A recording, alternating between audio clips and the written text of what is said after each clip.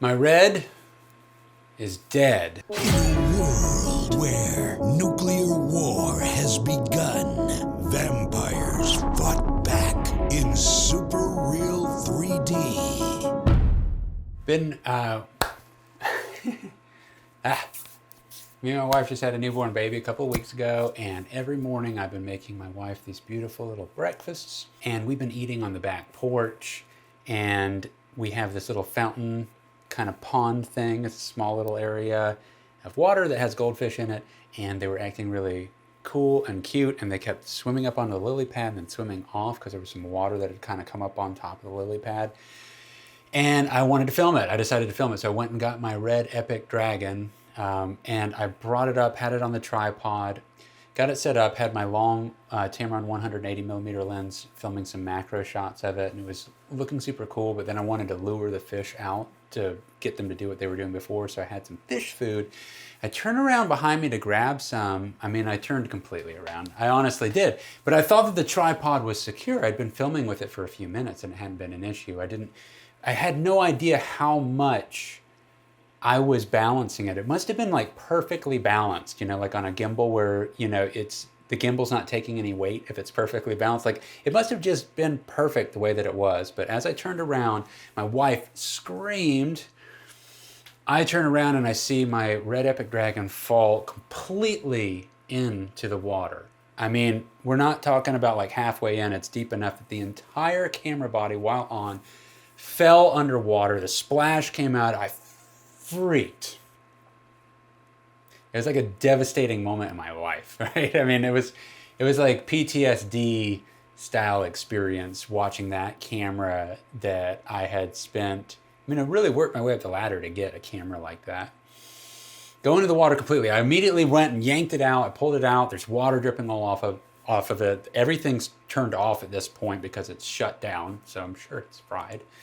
I have the camera brain and I have everything on rice right now with a dehumidifier and plastic bags around it, and we'll see. But come on, man. I mean, the whole thing went underwater for only a few seconds, but the way that the fan system is built on the red is that it's basically open on top. It's not like the weather sealing that you'd have on something like a Canon EOS R like I'm filming now. That's much more weather sealed. The red is got fans on top because it's such a powerful system that it has to cool and blow heat out. So that means that thing's open on top, which means the water just went all in there. And the lens got bashed off when it fell in because it was deep enough for the whole thing to go underwater, but also not deep enough that it was just pure water. So when it hit, the lens popped off, and because I had an adapter on, that's what broke. I thought that it broke the actual mount. And then so water got on the sensor and everything. I mean, it's just absolutely terrible. It's not good. I don't have a red Epic Dragon anymore. I've called I put in my first email to do my filing of the claim with the insurance. The insurance company that I purchased a plan through for the last 3+ years as I head into my 4th year, I'm 11 days away from my 4th year, is Full Frame Insurance. You can find fullframeinsurance.com, specifically geared for people that are in the industry of photography and video work. So they're supposed to be very familiar with that. And hopefully it's all going to work out. But meanwhile, I don't have a red camera anymore, which for me, I do have other cameras. I like my other cameras. I'm using the Canon EOS R right now, and I like it, but it's not, my flagship camera was that camera. That's the camera that I book gigs with under that, but I'm bringing that level of quality to it. We can get into a debate about whether, the differences between mirrorless and DSLR and like a full cinema camera and red versus Sony versus Canon. Believe me, I've been going through the whole thing in a whole different light now. I was looking at other cameras while I owned the red and thinking, oh, that'd be a cool camera to get at some point. That'd be a good travel camera. Once the red was pulled out of the equation, I don't have that amazing codec to go to, that color fidelity, that dynamic range. It's like now when I'm looking at all the other things that I was interested in, like the Canon EOS R5C even, and the Sony FX6, and it's just like the Canon C70. These are the candidates at a kind of like a price point where I'm trying to kind of nestle into at this point. I don't know that I want to spend as much money as I spent on the Epic before with this experience. It's just too, every time I use it, it's just so nerve-wracking. And that being said, any of these camera systems can become just as, you can build this up and quite cost quite a bit.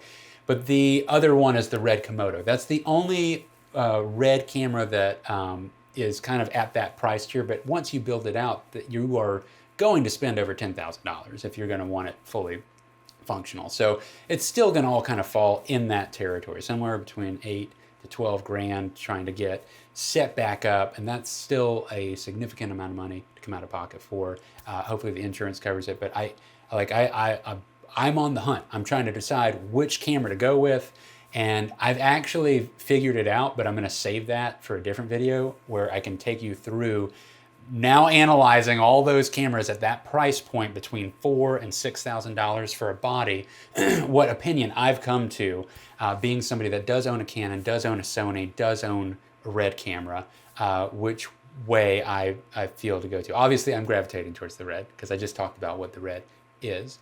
The price point is better on those other cameras, but then now I'm in your guys' experience. If you're trying to buy a camera right now, how a lot of these cameras just aren't available to buy even when you got the money ready to go.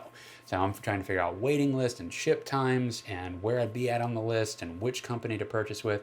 And that's another video too, because I've actually moved forward with a battle plan of what I'm doing. But that's the update for right now, just that I don't have a Red Epic Dragon anymore, and it hurts in my bones, and this isn't like, it's just really painful, man. Like I really love that camera. It was heavy, it ate batteries like crazy, but it's just gorgeous. I just love what I got out of it. So that's the update for now. Again, I'm just kind of making these unedited ramblings for the moment until I can get this workload done with the Cue the Muses project, the passion project of the music video web series thing with the album that me and Dick Burke wrote. And there's all that going on. Then I got Trans Am's got their huge project going on for the 70SS, which is this Chevelle tribute. I'm trying to finish that up, which is another thing. Like, guys, I just lost the Red, and we're at the final. I got the final day of filming coming up for that project that we've been filming on and off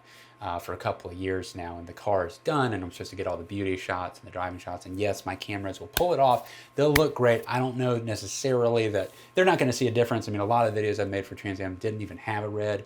It's only been used in the past couple. The quality will be there, but I do know there are things that I have to work around now. I mean, not having that dynamic range is a big thing for me. I've based my shooting style around that, so I have to kind of revert back, work off some different things. I was already planning to use the EOS R for a lot of shots because I invested in the RSC2 gimbal system by DJI, and I was testing that. I talked about that in the last video. I was testing the Active Track. I want to try that on a monopod stick and putting that out the van rather than myself.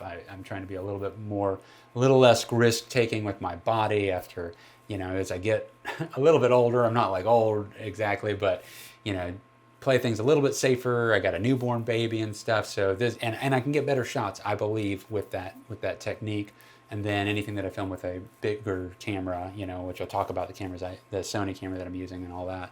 Another video. There's a lot to talk about, but okay, all right, the ramble is over. It's just truly painful, and I'll let you guys know what I really now I've really had to invest myself back into figuring out these cameras at this price point. I can give you some. I have come to conclusions about stuff that kind of actually surprised me because I felt differently about it when I already had the cameras that I do, and it's like, what would be the next, what am I missing in my arsenal? And really it was more like a travel camera. But now that I've lost my flagship camera, that's number one priority, is replacing that. So anyway, take care, guys, and I will keep you posted on what camera I went with, which cameras I was looking at, what the insurance experience is like, and hopefully this company rocks, and then I can just recommend you guys, like, this is what they did. You guys, if you're looking for insurance, this is affordable. I mean, their price was very reasonable for what they're supposed to cover, and it's time to cash in the chips, though. After 3.5 years, something did happen. Something major happened, a devastating point at a terrible time in my career, right during the biggest projects I've ever done in my life, and right when I had a newborn, and I'm, more financially responsible than ever now. So, I mean, I was already very financially responsible. Let's expand that. You get a new kid, you're trying to step up to the plate and bring in all that income, and then, yeah. So, all right, guys, take care.